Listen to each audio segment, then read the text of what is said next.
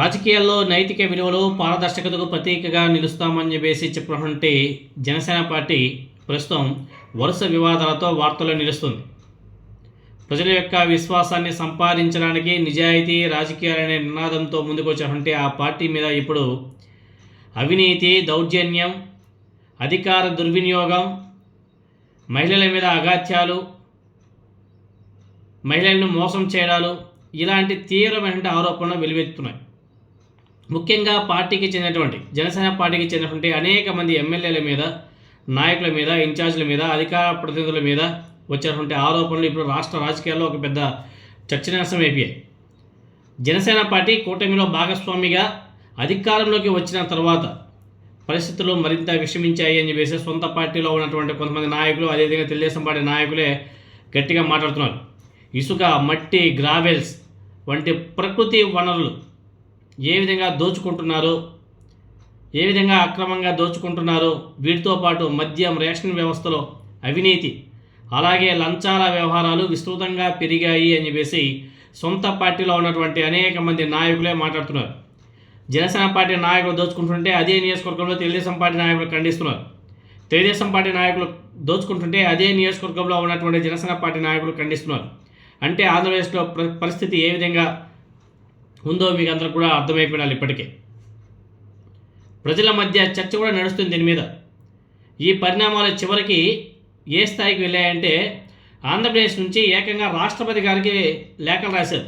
ఈ విధంగా ఆంధ్రప్రదేశ్లో ఈ విధంగా అన్యాయం జరుగుతుంది, అక్రమాలు జరుగుతున్నాయి, దోపిడీ జరుగుతుంది, లంచం పెరిగిపోయిందని చెప్పేసి ఏకంగా ఒక జనసేన పార్టీ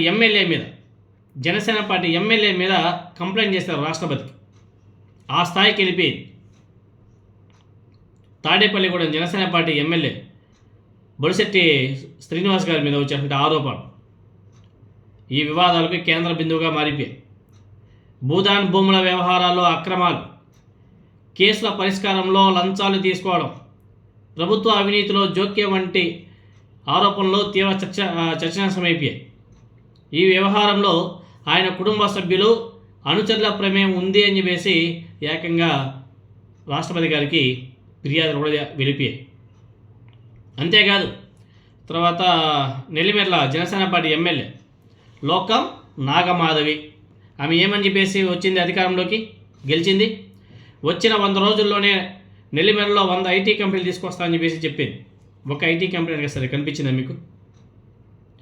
అవి పక్కన పెట్టేస్తే ఆమె దోపిడీ, ఆర్థిక అక్రమాలు బీభత్సం. ఆమె యొక్క ఆర్థిక అక్రమాలు ఇప్పుడు నియోజకవర్గంలో కాదు రాష్ట్ర వ్యాప్తంగా సంచలనం సృష్టిస్తున్నాయి. ఆస్తి పన్ను బకాయిల నుండి మొదలు పెడితే చాలా చెప్పుకోవచ్చు. ఎన్నికల ఖర్చు కోసం ఆమె ఏ విధంగా ఎంప్లాయీస్ ఖాతాలో డబ్బులు వేసి అక్కడ నుంచి మళ్ళీ క్యాష్ రూపంలో తీసుకొచ్చి ఎలక్షన్కి ఖర్చు పెట్టిందని చెప్పేసి ఆరోపణలు వచ్చాయో దాని మీద ఏకంగా ఎలక్షన్ కమిషన్ కలెక్టర్ గారికి ఫిర్యాదు చేసింది. దాని మీద విచారణ చేసి మాకు విచారణ చేసిన కాపీలు మాకు ఇవ్వండి అనేసి ఆ స్థాయికి వెళ్ళిపోయింది.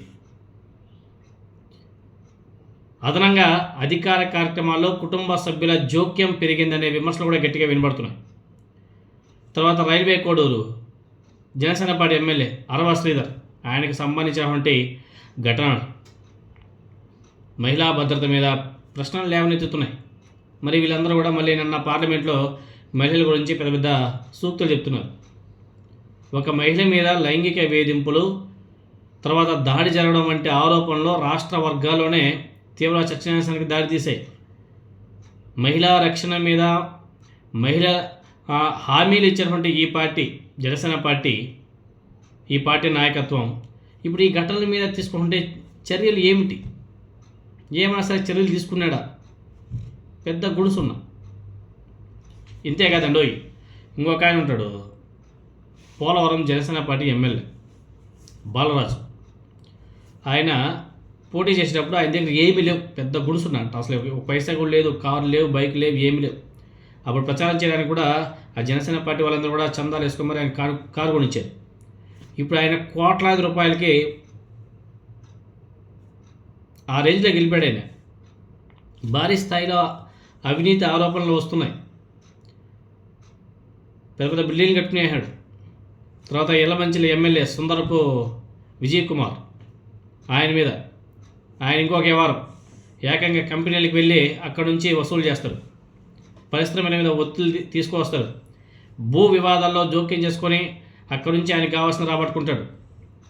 ఇలాంటి ఆరోపణలు రావడం, కాకినాడ ప్రాంతంలో పార్టీ నేతల మీద బలవంతపు వసూళ్ళు, దౌర్జన్యాలు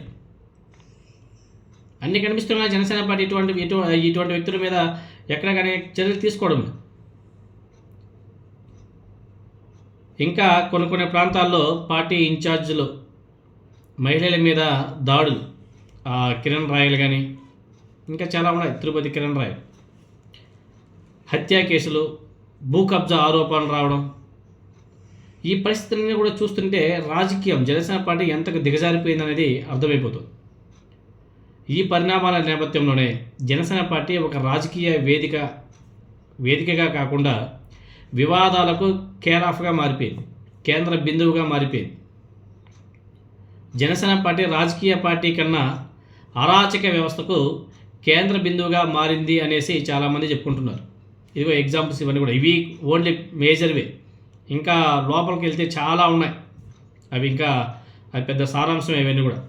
కాబట్టి జనసేన పార్టీ చెప్పింది ఒకటి, అధికారంలోకి వచ్చిన తర్వాత జరుగుతున్నది మరొకటి అనేసి చాలా స్పష్టంగా అర్థమవుతుంది. ఎందుకంటే జనసేన పార్టీ నుంచి చాలామంది వెళ్ళిపోయారు కదా, అధికారంలోకి వచ్చిన తర్వాత చాలామంది నాయకులు వెళ్ళిపోయారు. ఎందుకు వెళ్ళిపోయారు? వీళ్ళ యొక్క పనితీరు, వీళ్ళ యొక్క వ్యవహారం, వీళ్ళ యొక్క మెంటాలిటీ, వీళ్ళ ఆలోచన విధానం. అధికారంలో రాకముందేమో అన్ని మతాలు కావాలన్నారు, అధికారంలోకి వచ్చిన తర్వాత మతాల మధ్య గొడవలు ఏ విధంగా చిచ్చిరేపారో మనం అందరం కూడా చూసాం. ఏ విధంగా లడ్డూ వ్యవహారాన్ని తీసుకొచ్చారో మనం చూసాం. అది తిరిగి వీళ్ళ మెడకు చుట్టుకునే లోపు ఏకంగా కోర్టులకు వెళ్ళి దీని గురించి మాట్లాడకూడదని చెప్పేసి అక్కడ నుంచి స్టేలు తెప్పించుకున్నారు. అలా ఉంటాయి వీళ్ళ రాజకీయాలు. వీళ్ళ దాకా వస్తే మాత్రం కోర్టుకు వెళ్ళి అన్నీ తెప్పించుకుంటారు. అదే వేరే వాళ్ళ మీద నెట్టేసినప్పుడు మాత్రం అన్నీ కూడా ఛానల్ ద్వారా గట్టిగా ఊదర కొడతారు. తప్పుడు వ్యాఖ్యలు, తప్పుడు సమాచారం అంతా కూడా ఇంజెక్ట్ చేయడానికి ప్రయత్నాలు చేస్తారు. అవి తిరిగి వీళ్ళు మెడకు చుట్టుకునేట మాత్రం కోర్టులకు వెళ్తారు. అక్కడ నుంచి స్టేజ్ తెప్పించుకోవడం, దాని గురించి మాట్లాడకూడదని చెప్పడం, అలా మాట్లాడిన వాళ్ళకి లీగల్ నోటీసులు పంపించడం లాంటివి జరుగుతాయి. వీటన్నిటి కూడా ప్రజలు కూడా గమనించాలి.